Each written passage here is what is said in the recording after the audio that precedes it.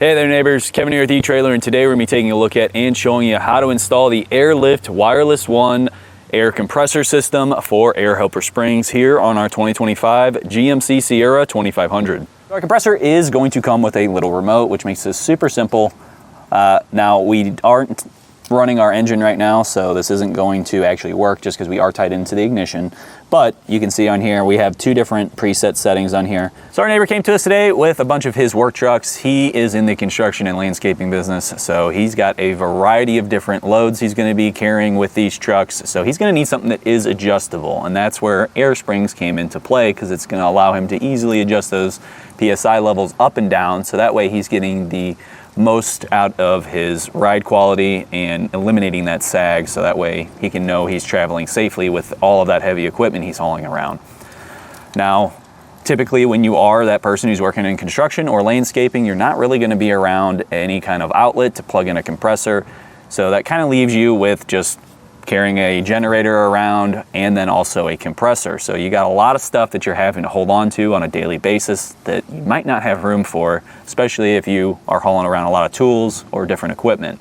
So that's where an onboard compressor comes in, and that's exactly what we've installed for our neighbor today. And this is going to be the easy mount. So this one was honestly a pretty fast install. So we're gonna have a little U-bolt that's gonna pop over our frame rail, mount up to our compressor, which is already mounted up to a bracket, so it makes it a super simple job. All right, starting off our install, we need to determine where we're going to actually mount up our compressor. We are going to have to snip off the little spade connector that's on here already. We'll strip back our casing, twist that up, and then use one of the provided heat shrink butt connectors. I'm going to get that on now to make it easier once we actually have this mounted up, so that way we're not trying to fight it all up inside of here. So same thing with our red and white striped wire. We're going to strip back just a bit of the casing so that way it can go into our butt connector. Now at this point, I'm gonna try and get this mounted first, and then I'll crimp on this wire, because I don't know if I'm really gonna have enough leeway here to really kind of play with it if I connect it to that just already. So for the U-bolt, I'm going through the frame just straight over, and we'll see our ends poke out, and that's gonna match up with the holes on our bracket here. Make sure if you have a harness that this is going under the harness. You don't want this to slip in over the harness and then end up crushing it when you tighten it down. There's my other, there it is. I'm gonna go back and forth quite a bit between the two. I just really wanna make sure I'm getting it down nice and even. And I'm using a 9/16 socket.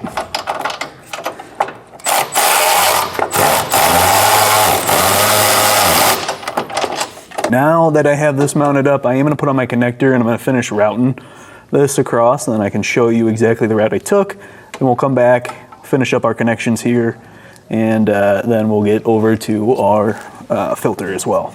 So this will go up top, and I meant to show you this. There's a little red clip you press in to lock that in, that little lock tab. So I wanted to just run all my wiring down our frame rail and then up into the engine compartment. So what I like to do is I'll first click that connector up into our manifold, so up top here, and then leaving just a little bit of slack because we don't want to have this too tight to where something could potentially pinch. And then just tracing along with all the wire harnesses. This one has a ton of stuff on the frame, so a lot to really kind of grab onto with the zip ties. And like I said, we're just going over the body mount, keep following along with our wire harness over this next body mount.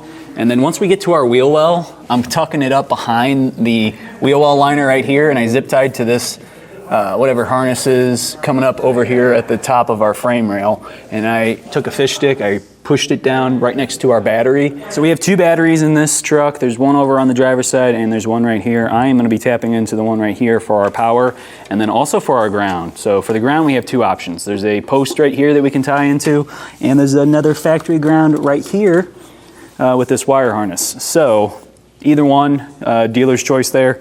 I just want to kind of make sure I leave this kind of loose right here in the corner, so that way we can have our cap on and off for the battery, and then I'll zip tie it to this wire harness, whichever one we...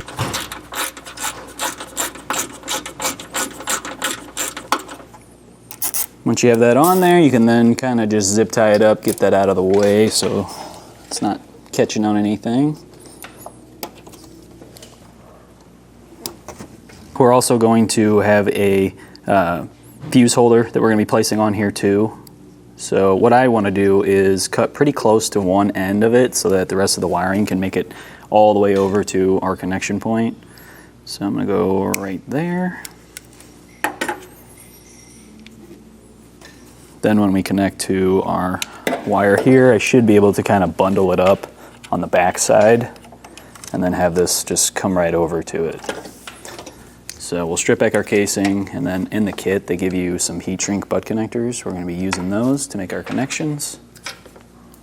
So for this longer one, we'll put the ring terminal on, but like I said, for the other, we got the included heat shrinks. And crimp that down.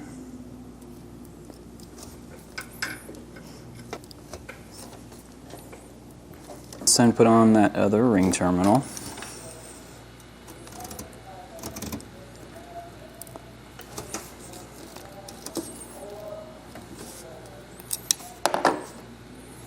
So one thing you can do to get this kind of sit a little bit flatter is if you use this portion of your crimper and have that on the bottom, kind of pushes it up and keeps it nice and flat so it'll sit flatter.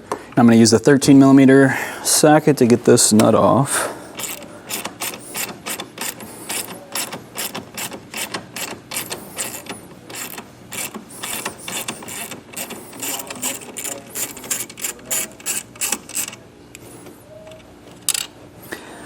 And then I'm going to run right through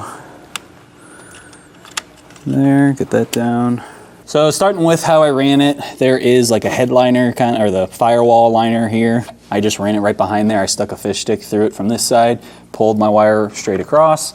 Now that we're over here, we're going to come down into our fuse box. Now, I sat here with my tester. You can see I still got it out. I got my tester grounded, and I'm just kind of going by, and you can just sit there and, you know, poke each 10 amp one until you find ones that aren't powered. So like the ones I'm hitting right now are on that power. Let me see if I find one that is. So you can see that lit up. So we know truck's not running, that one's not tied to the ignition. So I'm just going through and checking each 10 amp one, and then once I find one that is tied to the ignition, I kind of come back, I look at my cover, and I can see what it is, and I try to choose something that's just not really important. So if there ever was an issue, and for whatever reason that went down, it's not going to be, you know, end of the world. So the one I'm going to go with is number 37. It says miscellaneous IP headliner ignition 10 amp. I am going to use that one, and I've got my fuse tap right here. So the fuse tap is a micro, and this is going to have a 5 amp rating for the top part here and a 10 amp rating for the bottom. So we're going to pop out our original fuse. We're going to put that 10 amp one right inside of the bottom port right here. Fuse 37 is right next to these two relays right here on the back side closer to our cab. It's the first one off of that. So I'm going to pop out my fuse. Here's my fuse tap. I'll pop that right in. Then this will just pop down into that port.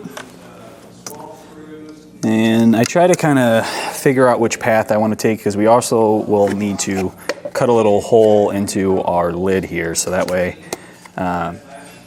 it can pass through and go to our butt connector. So I am going to figure that out real quick, and then I'll let you know what I decide. Alright, so actually we lucked out. There is an opening here on the end for that post that's running up to our fuse box. I usually don't luck out and have that big of an opening to go through, so we actually don't need to drill anything, which I much rather prefer, so that way we can keep this as watertight as possible. So what we will do is, I've already just cut off a little bit of the excess there, but we need to strip back our casing. We'll then twist that up.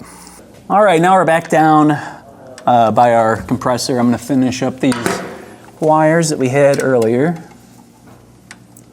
We're going to put that into our heat shrink. We'll crimp that down.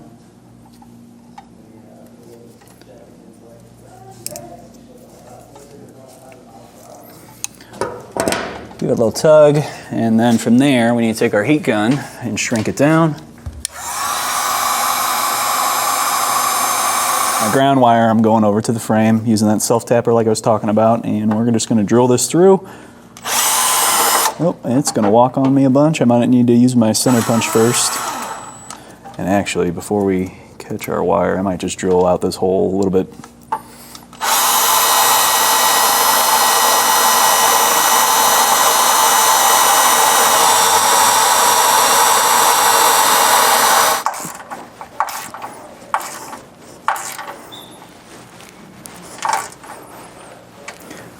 All right, that is nice and snug.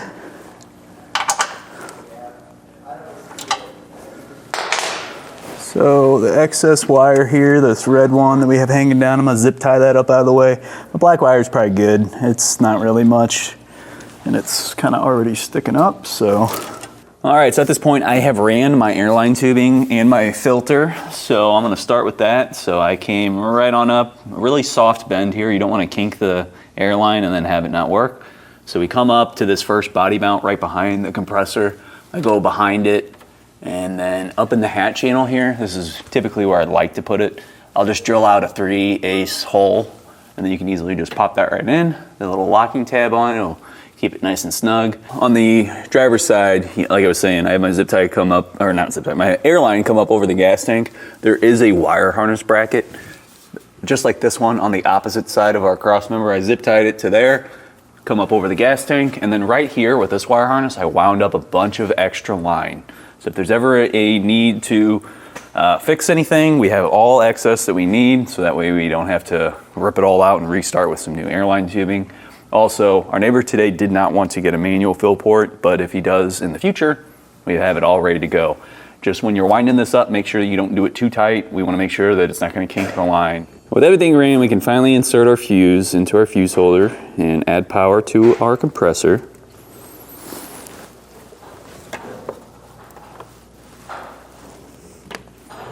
Now, since we did run that ignition wire, we will need to first turn on our engine, and then we can come back and we'll have that remote.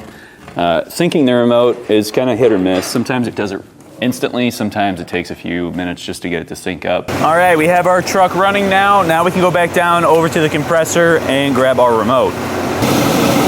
We're already seeing devices and it's scanning. Holding it closer to the manifold seems to work most of the time for me.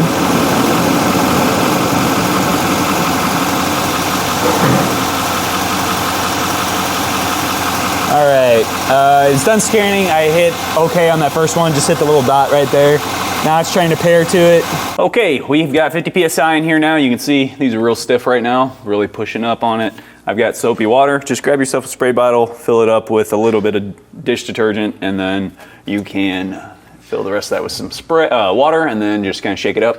And what we're doing here is we're just spraying all over each connection point, and we want to see if any new air bubbles form. There'll obviously be just a little bit of bubbles just from our spray, but if you start seeing more kind of blowing out of it, then you know you got a leak. Now we're going to have 3 connection points here, one at this bag, one on our passenger side airbag, and then also up at the manifold. Now if you do find that you are getting new bubbles forming, what you're going to want to do is grab yourself a 9/32 wrench.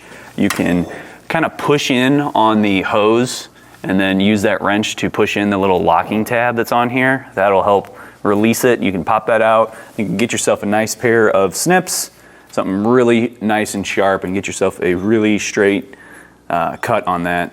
If you have any little burrs or anything like that, that'll potentially end up causing a leak. So it's really important you get that cut nice and straight. All right, last one's gonna be our manifold. And it looks like we are all good to go here. Well, that's going to do it for our look at and installation of the Airlift WirelessONE air compressor system for air helper springs here on our 2025 GMC Sierra 2500. My name's Kevin, and if you still have some questions about what's going to be the right air spring and compressor setup for your truck, please feel free to reach out to us via our Ask the Experts link, a comment on this video, or a phone call to our customer service department, and we'd be happy to help you out on your journey.